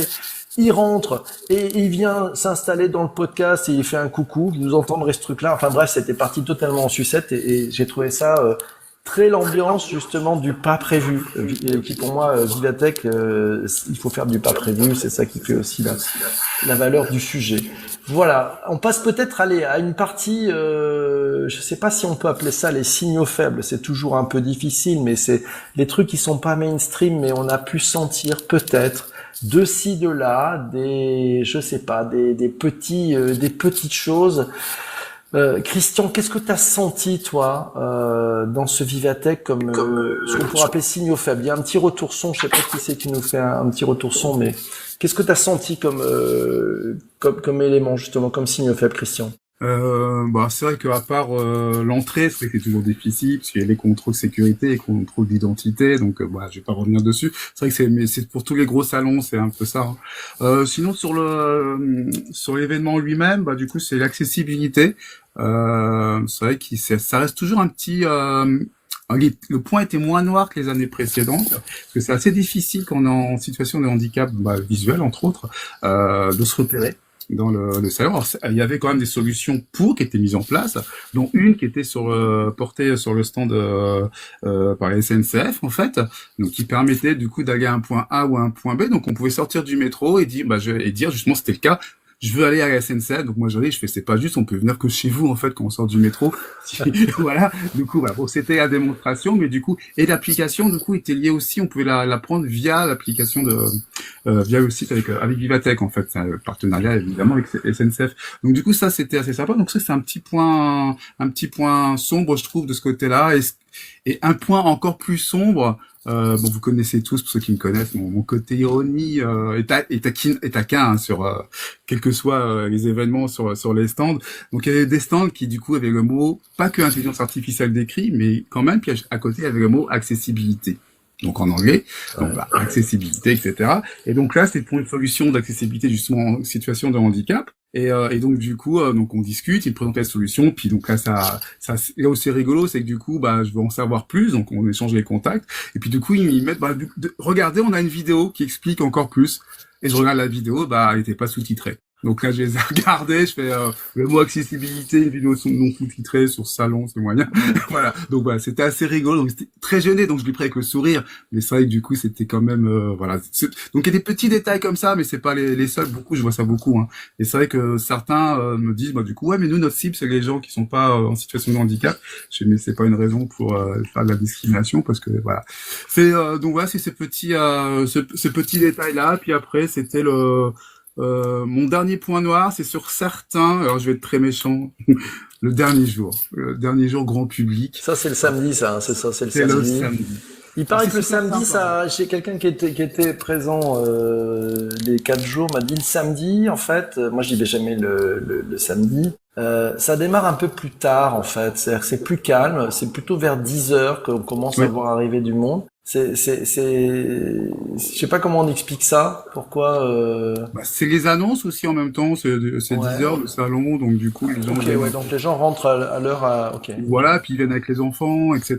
Donc c'est vrai que c'est le but. Alors c'est vrai que c'est sympa à voir. Hein, c'est pour ceux qui pourront la prochaine fois. Mais du coup c'est sympa. C'est le vendredi. Donc c'est vrai qu'on est invité à sortir comme dans un supermarché. Hein, mais du coup on peut quand même rester. Mais il faut pas trop rester parce qu'il faut pas non plus être 50 000 dans le salon. Mais du coup là, c'est un grand chantier qui se met en œuvre, pire que les 2 soirs précédents, parce que là, du coup, il y a des stands qui sont complètement démontés. Le samedi. Donc du coup, c'est fait le vendredi soir. Donc parce qu'en fait, ils présentent pas de start-up pour le samedi. Ça va pas intéresser le grand public et encore moins les ados, les enfants qui vont venir en fait.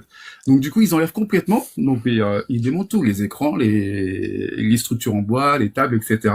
Donc pas tous les stands, certains c'est qu'une partie. Donc bah du coup, par exemple, bah du coup Charles, on peut parler. Donc bah par exemple Orange, donc du coup ça enlève toute la partie décor et c'est du coup ça va être transformé. Donc là c'était une grande salle de jeu parce que du coup il y avait un grand groupe de gamers d'e-sport qui était là. C'est la Carmine, donc du coup, bah, il y avait des concours avec eux, etc.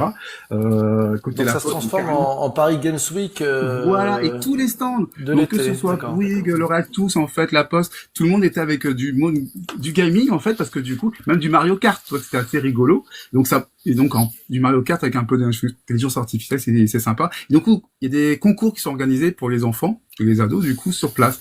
C'est assez sympa. Et donc là, mon point noir de ce côté-là, c'est que donc c'est 18h la fermeture du salon. Je sais que c'est long parce que c'est 4 jours et c'est très très long quand on est sur des stands. J'ai vu des stands qui du coup il y avait des familles qui attendaient, donc avec des jeunes enfants, donc moins de 10 ans, et du coup à 16h20 ils ont dit bah on plie. Donc c'était moyen Ouais. parce que toi moi Bah, c'est faut mon y aller au côté, bout, quoi. voilà, Faut j'aurais y préféré aller qu'on au leur bout, dise quoi. carrément une Ouais. demi-heure avant, bah non on va vu le temps, dans une demi-heure on va fermer, que de les laisser attendre parce que c'est quand même limité dans le temps, il y a beaucoup de monde, il y a beaucoup de choses à voir. Mhm. Et ça, j'étais un petit peu déçu et heurté, en fait, toi, du coup, parce que là, les pauvres gamins comprenaient pas, ils étaient avec leurs parents, ah, bah, du coup, puis après, il y a plein de choses à voir autour, parce que c'était immense. Voilà, c'est mon petit point noir, point Non, mais, signe au flag, en fait. c'est vrai que les équipes qui sont sur place pendant les 4 jours, plus en plus, il faut penser qu'il y a le montage le lundi, donc c'est pas rien, sont totalement rincés de fatigue. Mais c'est vrai que ce point que tu soulignes quand même, moi, il me choque, toi, il me choque, parce que soit on y est, soit on n'y est pas, quoi. Si on y est, on y va à fond. Exactement. Et puis ce qui m'interpelle, je savais pas ça, tu vois, je me dis c'est bizarre que certaines startups ne soient pas là le samedi, parce que c'est aussi une opportunité d'aller toucher du grand public, d'aller peut-être toucher des décideurs qui n'ont pas eu le temps d'y aller dans la semaine, mais qui vont y aller avec le week-end avec leurs enfants. Donc finalement peut-être de pouvoir parler à un certain nombre de décideurs dans un cadre qui est très différent, peut-être moins chargé, et on sait jamais. Donc c'est bon, je sais pas. Alors, certaines étaient là, ça dépend des porteurs, des entreprises, certaines étaient là. Après, par contre, il y avait des stands qui étaient complètement vides, en fait. C'est tous les ans, donc il y a des emplacements qui ne sont même pas démontés, en fait, et du coup, il reste, bon, ça fait un peu des coins pauvres. Bon, ça se voit tout de suite, parce qu'il y en a, là où il y a des jeux, il y a un attroupement en fait, et c'est super plaisant de voir en fait les grands yeux ouverts et tout, de tout âge en fait, qui découvrent, et c'est super sympa. Jean-Emmanuel, toi sur les signaux faibles, qu'est-ce que t'as repéré Alors, signaux faibles, on va dire, enfin, je vais le, je vais le travestir, ton signaux faible, en signe long, parce que 9 ans de Vivatech, est-ce que c'est 9 ans de start-up ininterrompue? Et en fait, LVMH, ils ont fait un peu une contre-proposition en ne présentant pas de start-up de jeunes pousses, mais en présentant des start-up avec lesquelles ils travaillent depuis des années. Donc, c'est-à-dire que moi, ce que j'ai trouvé ça intéressant, c'est un grand groupe nous montre comment il arrive à travailler avec des startups pour développer des produits et comment il les amène dans son univers. Alors après, bon, voilà, sur le storytelling, sur le stand, c'est super intéressant de voir chaque startup ce qu'elle fait. Enfin, il y en a une qui était avec le cognac, notre sur le fermoir avec un phénomène d'identification. Enfin, il y avait plein de choses différentes et moi j'ai trouvé ça intéressant en fait de voir qu'une marque dit en fait on amène les gens avec nous et puis on fait des choses avec eux. Et cette idée de se dire finalement on fait ça sur du long terme, je trouve que c'est intéressant parce que ça montre que c'est pas one shot money ou je sais pas comment dire ça. Et l'argent providence, c'est peut-être avant et peut-être aujourd'hui il y a un modèle vertueux que c'est imposé et qu'a toujours imposé le luxe dans sa manière de faire. Et j'ai trouvé ça très pertinent. Ouais, tu vois, je te rejoins parce que ça me fait penser, je suis passé sur le stand Guerlain, et c'était intéressant, il y avait un partenariat avec alors c'est pas une start-up, c'est plutôt une entreprise, le nom va me revenir, c'est Lircam en fait, qui se trouve à Paris, qui sont des spécialistes du son. Et avec Guerlain, Lircam avait inventé un sujet qui s'appelle le son du parfum. D'ailleurs, ils avaient fait le son du chocolat. Et ce qui était intéressant, c'est que dans une gamme des produits Guerlain, en fait, ils venaient sur Vivatech, alors que c'est quand même l'environnement sonore est assez mal, ajouter pour chaque parfum une tonalité, un son totalement adapté en fait au parfum. Et donc de façon à finalement à sublimer ce que l'on ressent d'un point de vue olfactif grâce à un conditionnement auditif. Là, je me dis, c'est assez trapu. Il faut vraiment bien maîtriser, je dirais, dans la palette des sons, ce que ça amène en termes d'émotion pour l'accorder avec une palette olfactive. Là aussi, je me dis, c'est des partenariats super intéressants, quoi, dans la façon de progresser. Charles, les signaux faibles de ton point de vue. Alors ça va plus être, et alors les deux signaux faibles que j'ai vus sont assez paradoxaux. Le premier, c'est qu'il y a un lien plus fort entre les incubateurs et les startups. On sent vraiment que là cette année, alors paradoxalement, l'année dernière il y avait 13 500 startups, cette année il y en a 14 000, mais j'ai trouvé que ce que disait Christian, le roulement était plus important dans le sens où il y avait moins de startups en visibilité simultanément, mais au final il y en a peut-être eu beaucoup plus. Et j'ai trouvé à chaque fois que sur les startups qui étaient présentes, il y avait un fort lien entre l'incubateur, la personne l'entreprise pas la personne bien sûr, qui les prenait en charge et ce qu'elle faisait. Soit c'était un lien fort par rapport à la philosophie, aux idées, à la vision de l'innovation, soit un lien fort directement par rapport aux métiers qui sont proposés. Et je trouvais ça très intéressant parce que du coup, ça fait vraiment le lien, on comprend mieux le lien entre pourquoi il y a cet incubateur, pourquoi il y a cette startup. L'autre point, et c'est là le paradoxe, c'est que j'ai trouvé que les incubateurs avaient mis beaucoup plus de démonstrations pour montrer leur capacité d'innovation, les choses maison, ce qui, dans un sens et de manière un peu indirecte, fait concurrence avec les startups qui sont là aussi pour amener une innovation.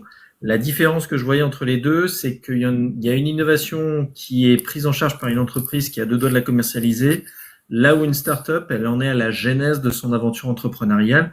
Donc c'était assez intéressant d'avoir les deux, surtout que en plus ça montrait que l'innovation ce n'est pas que les startups en France, ça peut être aussi des petites, moyennes, grandes entreprises.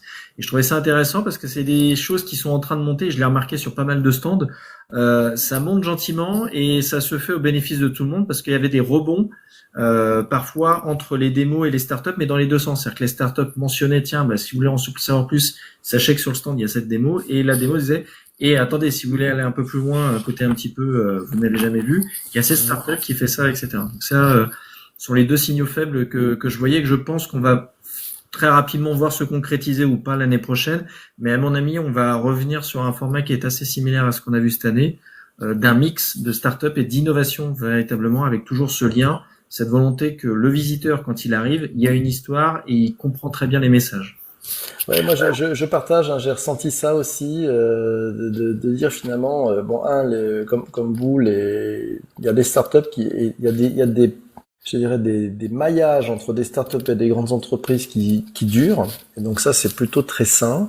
J'ai trouvé qu'il y avait moins de bullshit aussi. J'ai trouvé que les startups avec lesquelles j'ai pu parler il y avait peut-être une plus grande maturité. Bon, ils sont là pour vendre et se positionner, mais ça me semblait un peu moins bidon, avec une recherche un peu plus de sens, et je trouve que le salon gagne en maturité aussi sur cet aspect-là. Donc, avant, c'était un peu les grandes boîtes proposaient du stand et puis il fallait remplir avec de la start-up.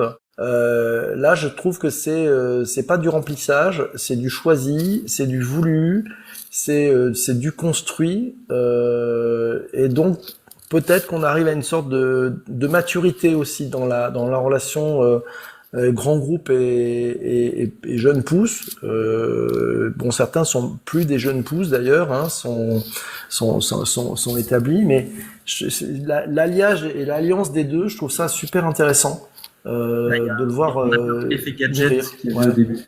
Et c'est vrai que c'est très agréable parce que et du coup, tu as exactement ce que tu dis, le sentiment de maturité, c'est-à-dire que quand les gens nous parlent en face, il y a un vrai projet et tu te dis que c'est pas juste désolé pour l'anglicisme, nice to have, c'est un truc qui va devenir clé. Ça me fait penser d'ailleurs à ce que j'ai vécu l'année dernière sur un grand groupe de luxe qui avait une start-up qui apprenait à écrire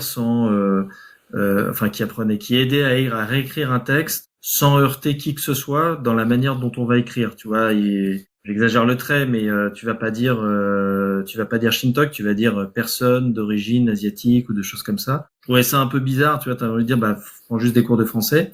Et là cette année en revanche, j'ai vu une start-up qui et on en a parlé plusieurs fois, notamment avec Alice. C'était une start-up qui, en fait, travaillait avec les pays d'Afrique pour pouvoir faire en sorte que les IA puissent comprendre et intégrer dans leurs logiciels, leurs algorithmes, ces langues africaines qui ne sont pour l'instant pas traitées par les grands de la tech et qui, indirectement, risquent de participer à l'extinction de ces langues et du coup à l'isolation de certaines populations qui n'auraient pas un accès, comme ceux qui parlent français, espagnol ou anglais à l'IA. Et là, pour le coup, tu te dis, il y a un enjeu qui est monstrueux en termes sociétal pour eux, et tu te dis ce qu'ils sont en train de faire là, ça veut dire qu'ils vont bosser un algorithme qui peut-être après va nous être utile pour peut-être des langues anciennes ou pour d'autres choses. Ouais, c'est très bien. Bon, ce qui me permet de faire le passage à la dernière partie de cet épisode du podcast, on va parler un peu des perspectives. On va faire un tour avec vous toutes, vous toutes, avec Alice, parce que merci Alice d'être avec nous sur ce sujet des perspectives. Christian, notre ambassadeur là, quelle perspective tu vois sur ce Vivatech, suite à ce Vivatech, tu vois ça comment? Oh là là, écoute, plein de choses, hein, moi ce que je vois donc de toute façon donc c'était le but, hein, ce qui vient d'être dit, hein, c'est que c'est plus mature, c'est moins effet waouh, les démonstrations gadgets, parce que c'était l'objectif, c'était le fil rouge de cette édition, cette 9e édition, hein, c'était du coup de faire du concret et de l'utile, vraiment ce qui sert plus qu'à la souveraineté. Donc ça c'était les trois thèmes. Et c'est vrai que moi ce que je vois c'est d'aller encore plus loin, donc vers l'autonomie. Donc c'est vrai qu'on a vu, il y avait des exosquelettes sur place, mais aussi donc les prothèses que j'ai parlé tout à l'heure. Donc c'est vrai que là du coup c'est encore un petit peu en accès assez restreint. Donc il faut savoir que c'est vrai que je l'ai pas dit, mais ces prothèses entre autres que j'ai signalées, du coup elles sont faites avec l'impression 3D. Donc voilà, c'est plus du coup la même chaîne de production, donc c'est beaucoup plus souple, et ce qui permet du coup d'adapter, de faire la taille que l'on veut en fait. Donc on pouvait mettre une petite main comme une grande main. Donc ça c'est l'avantage en fait. Donc la motorisation et la mécanique reste, et du coup autour on fait ce qu'on veut. Donc moi c'est ça en fait, c'est vers du coup l'autonomie en fait de la technologie. Donc avec ou pas intelligence artificielle, hein, parce que c'est pas tout le temps ça. Il y en a beaucoup. Et donc c'est vrai qu'il y a beaucoup d'exemples, l'exemple sur la navigation pour du coup les malvoyants et non-voyants. Et du coup, c'est d'être encore plus autonome, hein, pour l'exemple. Donc les lunettes connectées, vous connaissez très bien. Donc c'est vrai que là pour l'instant, donc à permettre, mais il faut avoir un téléphone relié aux lunettes. Et donc l'autonomie c'est 2h30, donc c'est pas jouable en fait vraiment en situation de handicap. Donc là ça fait encore effet de temporaire ou de gadget. Mais du coup c'est d'aller vers plus des choses d'autonomie qui vont vraiment se servir. Et c'est vrai que pour revenir, moi, ce que je vois pour l'année prochaine, donc ce terme IA, on en souffre tous, même si du coup c'est notre thème à tous les 5. C'est IA par-ci, IA par-là, comme j'aime le dire. C'est que du coup on arrête de le dire. C'est inclus, c'est comme ça. C'est maintenant on dit plus, on vend plus un smartphone en disant il y a le GPS dedans. Oh, il y a le Wi-Fi dedans, c'est comme ça, donc on rajoute parce que c'est une nouvelle technologie, il y a le Wi-Fi 6, Wi-Fi 7, mais c'est normal de l'avoir, c'est pas exceptionnel. Avec là, on met l'IA tout de suite, c'est ce qui accroche, c'est exceptionnel. Alors que du coup, là, non, ce n'est plus exceptionnel. Là, maintenant, ça va se faire très rare, les choses qui n'ont pas d'algorithme à l'intérieur, qui soit du coup connecté, pas connecté, génératif ou pas, mais du coup l'IA fait partie de toute technologie, je pense. Donc moi ce que je vois en perspective, c'est qu'il y aura plus de l'autonomie, qu'on arrête avec le mot IA marketing. Ouais, je partage, hein, je pense qu'en perspective, si tu veux, c'est un peu comme le digital, plus personne parle de ça, en fait, c'est dedans. Donc en fait, peut-être qu'on va s'orienter vers, je l'espère, usage, essence. Ça serait pas mal aussi d'aller sur ce sujet. Ah, Alice, alors en ayant vécu de l'extérieur, en ayant fait analyser avec tous les outils dont tu nous as parlé, les perspectives selon toi, comment tu vois les choses? Bah franchement, même sans avoir assisté à Vivatech, ce qui ressort, ce que vous dites, c'est vraiment ce qui ressort, quoi. Donc là, je ferai des répétitions, à savoir, voilà, le côté pas gadget, pas wow, mais vraiment des pistes très concrètes. Ce que tu disais, ce que vous disiez tous les deux, le fait que maintenant à un moment, fallait qu'il y ait IA partout. Enfin, c'était les buzzwords, la start-up, mais un peu comme tu disais, PPC, sur le digital, où avant il fallait qu'il y ait qu'il soit que ce soit marqué en très gros qu'il était intégré toutes les boîtes qui commençaient par un i quelque chose, un C'est ça, e tiré, enfin, Digital Inside. Ouais, tu sais, c'est voilà. Et puis après, fallait que ce soit Web 3, puis après, bon, ben voilà, on a Web 2.0 même pour les plus anciens. Donc voilà, il y a un côté très intégré, mais de toute façon, Vivatech avait annoncé déjà ça dans son programme. Je sais pas si vous vous rappelez, quand on préparait l'émission, ils avaient une page spécifique où ils indiquaient les thématiques qui seraient abordées à Vivatech. C'était réparti en 7 cases, donc la santé, l'éthique, voilà, vraiment les 6 cases. Et l'IA, c'était une immense case qui faisait une manière de dire ça va descendre dans l'intégralité des thématiques, quoi. C'est ça. Ouais. Mais c'est intéressant ce que tu soulèves. Il y a un énorme travail éditorial de la part des équipes de Vivatech. Et je pense qu'il faut prendre le temps de bien lire, décortiquer ce qu'il y a sur le site. Ça donne aussi une tendance. En fait, si on revient, hein, Les signes font sens. Vivatech, c'est quand même c'est l'association en fait d'un très grand groupe publicitaire et d'un grand groupe média. Hein, c'est donc le groupe Publicis et les Échos.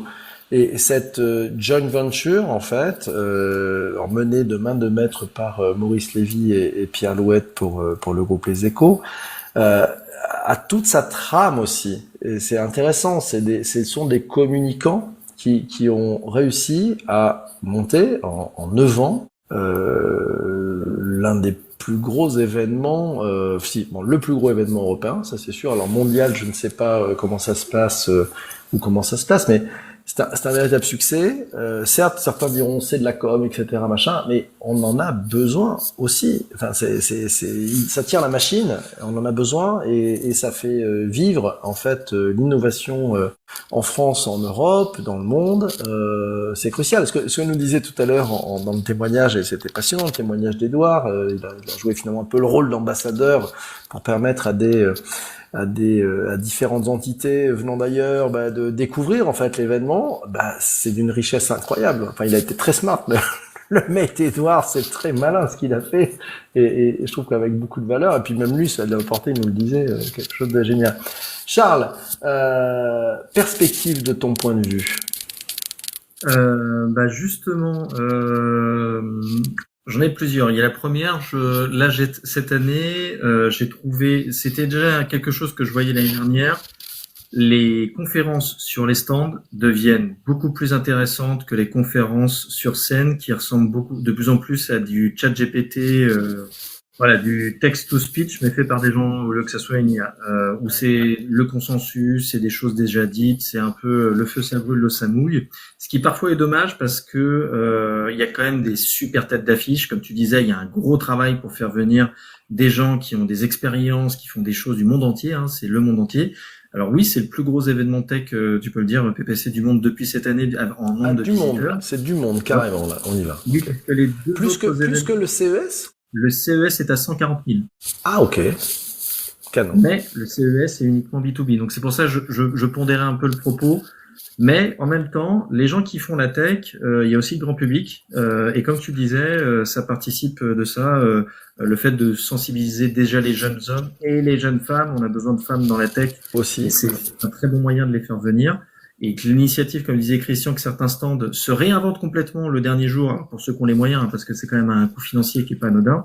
Mais c'est génial que justement ils essaient de s'adapter à ce public-là et qu'ils essaient de sensibiliser les gens et de casser un peu les stéréotypes que peuvent avoir certains milieux qui ne sont pas familiers de la tech. Donc ça, c'est top. Donc dans les perspectives, je vois beaucoup plus de rationalité. Je pense qu'on va accélérer le fait que tu disais tout à l'heure. On parlait de Software République avec Jean-Emma sur le fait que c'était une voiture faite pour les pompiers, une connectivité très restreinte par satellite. Alors clairement pas pour envoyer des images de foot ou de grands événements sportifs, mais juste avec une petite bande passante suffisante pour piloter un drone à distance, etc. Et là tu te dis, vu les feux de forêt, on a vu Los Angeles, il y a eu l'Europe aussi qui a été très touchée. Là, la tech est vraiment au service de choses très intéressantes. La perspective aussi que je vois, c'est l'accélération de l'État. Tu vois, si Edouard ne m'avait pas dit que l'État était présent, j'aurais dit, écoutez, oui, le gouvernement, oui, bon, l'ANSSI éventuellement. Et là, j'ai vu sur Internet, ils ont fait une page dédiée avec un planning qui avait l'air assez intéressant. Point négatif, t'as un service numérique par ministère. C'est dommage que t'en aies un transverse, alors que je crois qu'il y en a un qui est transverse en plus de mémoire. Point positif, grosse présence, plein de textes. Enfin, j'ai vu encore une fois, on en revient à la communication qui est la base. Quelle est l'histoire que vous allez me raconter? Comment vous allez me donner confiance dans l'avenir, dans ce que vous faites? Et là, il y a des choses. Et pour moi, c'est important que l'État, parce que là, on parle de l'internationalisation, mais la Corée, qui était l'invité d'honneur l'année dernière, est revenue cette année. Il y a eu 2 stands, un pour la Corée tout seul et un à la Chambre de commerce et d'industrie française en Corée, puisque la Corée du Sud est l'un des pays les plus en vue. Peut-être que l'année prochaine, on aura le Vietnam, qui est annoncé comme être la prochaine destination de Corée du Sud. Donc l'État français doit beaucoup plus matraquer sa présence pour exister, parce que là, mine de rien, on a des services qui font un super travail, mais qui manquent de visibilité en tout cas. Et pourtant, on suit tous. Je sais pas si vous étiez tous au courant de ce qu'avait prévu le gouvernement. Donc ça, il y a là-dessus. Donc l'État accélère parce que les industriels ont montré qu'ils sont capables de faire des choses concrètes pour maintenant et pas pour dans 5 ans ou dans 6 ans. C'est plutôt très bien. Jean-Emmanuel, toi, le haut designer qui remet de l'humain au cœur du quotidien, quelle perspective tu vois pour un événement comme celui-ci? Écoute, la perspective, c'est que la cérémonie, enfin, je vais être un peu taquin en disant que la sérendipité, ça arrive lorsque tout a été bien préparé. Waouh! Pour improviser, il faut bosser, c'est ça. C'est ça. Non, mais je trouve ça vraiment intéressant de voir que finalement il y a tellement de choses qui nous sont proposées qu'à un moment donné, moi, je savais plus trop où aller, ce que j'avais fait, ce que j'avais pas fait. En plus, il y avait des trucs qui changeaient du jour au lendemain. On n'avait pas les mêmes startups. Moi, j'avais fait des repérages. Le lendemain matin, finalement, j'ai recommencé à zéro.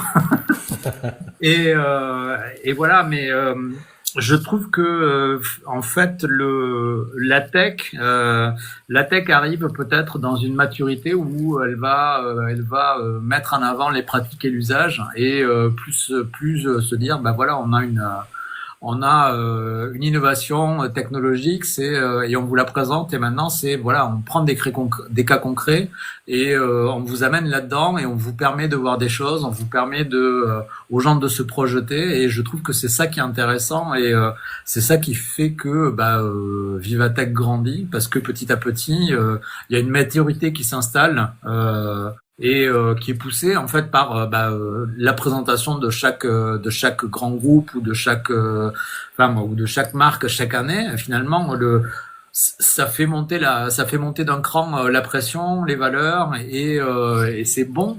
C'est bon pour nous, parce que finalement ça nous amène à repenser les choses, à aller plus haut, et moi je trouve ça intéressant parce que ça amène une dynamique qui parfois qui vient gommer une morosité ambiante, économique, et moi je trouve ça bien. C'est ça que j'en retire en fait.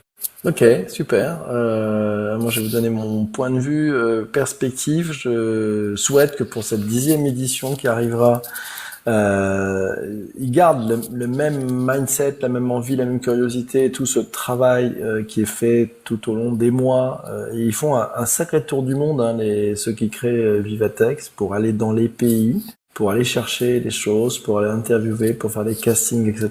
Et donc, je pense que ce maillage, et c'est vrai que cette 9e édition, notamment dans le hall 2, il y avait énormément de pays qui faisaient présence et qui existaient, et avec des choses très intéressantes à voir. Et donc ça, je pense qu'il faut continuer.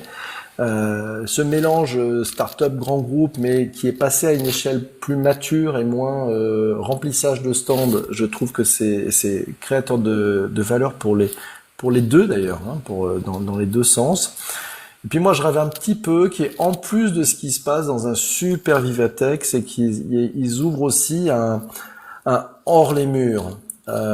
C'est-à-dire que en plus d'avoir tout ça dans le super porte de Versailles, il se passe aussi d'autres choses, et peut-être que ça rayonne aussi dans la région, où les entreprises pourraient, parce qu'elles ont stand, mais elles pourraient aussi embarquer du Vivatech Inside dans leur entreprise pour faire profiter à tous celles et tous ceux qui peuvent pas se déplacer. mieux peut-être flécher aussi les événements qui peuvent avoir lieu toute la semaine en dehors de Vivatech sous un label. C'est un petit peu l'idée qui me venait, c'était un peu comme South by Southwest, où en fait c'est la ville en entier qui vit à l'heure de South by Southwest à Austin. Donc voilà, on verra si c'est ces perspectives-là, mais je pense que c'est un sujet qui a de l'ampleur et nul doute que les créatifs de Publicis et les gens de médias des Échos vont bosser, être à la manœuvre pour nous faire une 10e édition de Folai, comme on dirait. Et dans Folai, il y a AI. Waouh. Voilà. Un grand merci à vous tous, mes amis. Merci Alice, merci Christian, merci Charles, merci Jean-Emma, et puis merci aussi à l'ami Christian Riedi qui est passé, et puis au mate Edouard qui nous a fait un super débrief. C'était canon.